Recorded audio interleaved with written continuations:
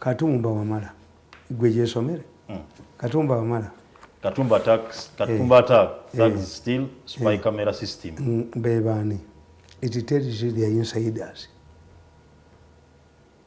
This is Katumba attack, yes, thugs still kubanga kati mukwezi is zeroing on them sibi ebiri ebyedda one Katumba survived Bokedde nakuleetera nti abamutwala bali babiri nembaga tekisoboka asiki Katumba wamala bategedde bagenda bakwata mu parade saidi abatta emisango Bokedde and they know kakati bino byani who is responsible for keeping this data if data in a case involving Katumba wamala with his status can be tampered with then fetuli kuchi omuntu omwejjera ali kuchi ati luno lupapula lwa government and you will not see who is responsible.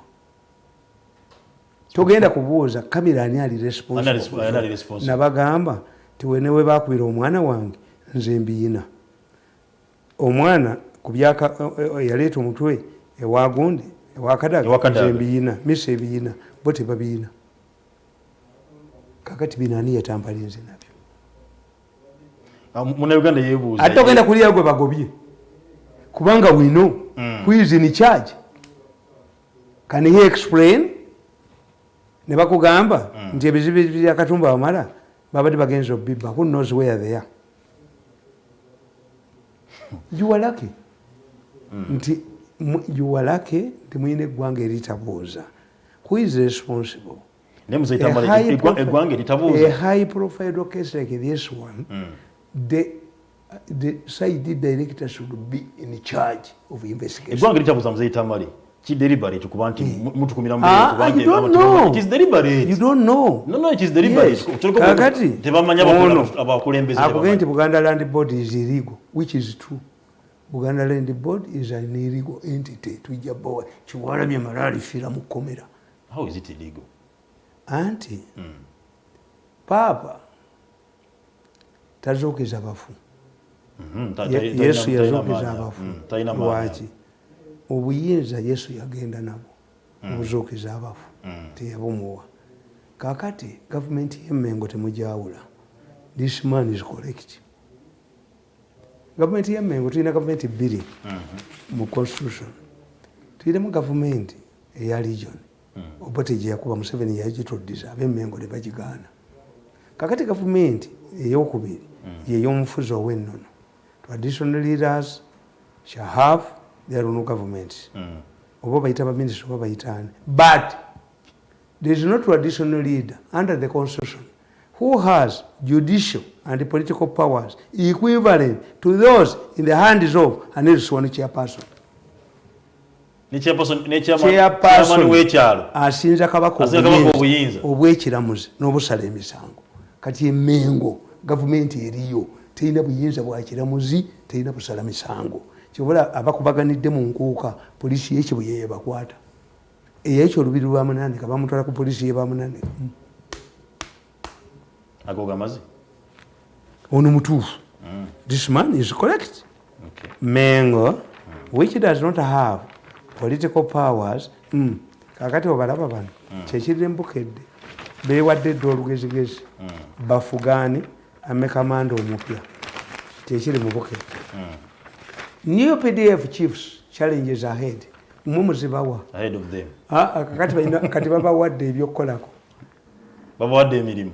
Babawadde ebyokukolako kati mbadyasoma banjagaza kino. This is one of capturing you. You don't get instruction from newspapers. These mafias want to capture you. Challenges ahead. Who designed these challenges? Why didn't you tell them to the former commanders? These people want to capture you. To capture these people. Okay, take it. What an embedded Oshtiwa, Prime Sajatan Sokubanti Ateko. Naina Avalani Sokubanti Mamotomeza. Okuvayo kubanti anti nedda bakugambye nti government national prayers the government to support the private hospitals zabaki bamaze okuseera ne mufa nga bakwesa oxygen kati balina obba wano yogera ku nsonga ya yebyobulamu private hospitals kati zigenda kufuna sente kuba basooka ne babateeka mu puzzle ne muziririzinga era kakati abafu bagenda kendeera ekyo bakimaze ne babalipa bamafiya babalipa nze mbambalaba ku byuma byange oyogera ku nsonga za private hospital waliwo omwami Siroda John Bosco omusajja werubaga alina post gyakoze social media era nga naye agamba nti bwekibanga hospitals amazwaliro g'amadiini nabaki gaganye kuba ntigayamba ku bantu mu mbeera ya COVID-19 naye nga olw'abantu abakola amaliro gaabwe gali private nayogera ku ddwaliro y'omukulembeze ya Embuga era erina okuba nga likolebwawo kuba nti liyamba ngagamba gavumenti ekwataganye n'abantu bamulemesa okugakola gambire ekwate ku bantu ng'abo sente kasazazze oxygen kati wuuna akugamba mulota oxygen nefuuluki bannange kasakasa sente zarabise ekyuma kya masanyalaze gegalika basajja mmwe mulowoleza nti eggwanga lino lyabasiru bakoze akalipo ka oxygen yazze kati abafudde bapapa mbamanye era kambawe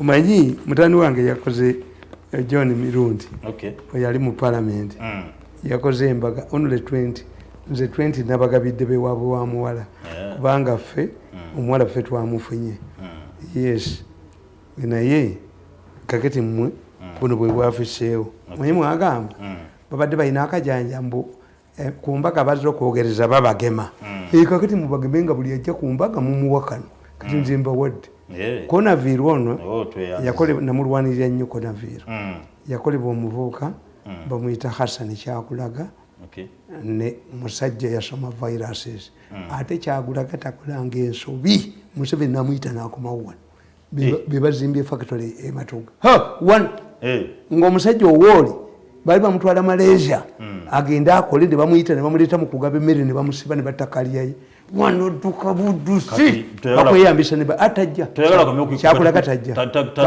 baga nti Magoola mufere ayina okugagate kugwa n'omuvubuka baali bamulemeseza okulaba pulezidenti oyo Naziru yono Konaviiri nange akange nkafunye yes buli omu yali badde nako naye tunuli omuserikale wa poliisi ekiwandiiko kyavudde bwa RDC omanyi bw'oba tamanyi bintu bino kakati te mutabani wange oyanjigiriza ebintu bingi ti n'emmotoka z'embaga bazikiriyalinga ba RDC ez'embaga masibikiriyadi kakati yabeera Ntebe because of my respect abantu bangi bagenda mu office aba RDC but because of the respect these RDCs are called me n'obuntu bulamu bwange nze mirundi bwe mana kubidde simutolooza ndi yenze I'm a very humble man.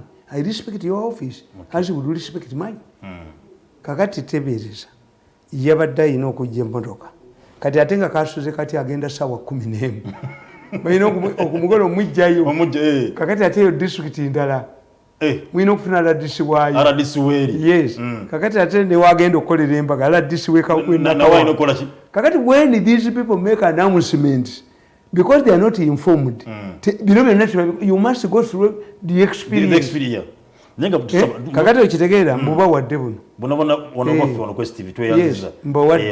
nze ntambula nabo era nze mbagamba nti kati omuserikale oyo ali ku gundi ye asoma ebiwandiiko akwata ku mmotoka akwata ku passport takayina baali badde babubawa because these civil servants are not used to buying things mu bubabu bwereere baali bakoleddeyo gavumenti ebugule kubuulira ne masiki bazibawe let me tell you nze bwe nakola mu State House I looked at the public service ffe twagendanga nga tuli batono cameraman n'abantu babiri kakati ga president asobola okwogera olunaku lwonna meeting abantu when do you get time to send stories situli bazirindirira you can either use your laptop oba naye ne laptop yo olina okubeera organized or this story kakati what I used to use lunch time bagenda ku mbaga sigenda bagenda ku party sigenda why I'm not used to civil service civil somebody akulya nnyo mu byobwereere kyobola nze bannemwa nagenda businessman eyekolera ebyange era nabaga nti aliva mu State House naga nina kyenabba bamutayimba omutwe kakati nkugamba nti okitegedde nti eno molotov oxygen plant yo kati ekola. But the question is, will they be sustainable? Bo sente bazitutte badduse bafudde emmotoka zaabwe. Somebody came to me nangamba nze mugenda okusiba ebyammwe ebyo nga nina drone zange 10 nga nzireese mu ggwanga drones kubanga ekya nkubaganya ne muzeeyi wange taata wange kuteesa zaali baasi ne mugamba nina kamunye 10 nazigula $1,700,000 abaleeta baasi baŋŋambire nze bansasule ngende mu kyalo nkoleyo ki eri waffe mu kyalo njagala ekintu kyeyagala okukola ewaffe mu kyalo kukolayo taxi park mu kyalo wammwe kuba tulina oluguudo lulungi nnyo lwetoolola eriya yonna luva ekalagala ne lukwata kiwangala ne lwetoolola very good Maramu Road ne luyita eno ebugere ne ludda ekaliisizo.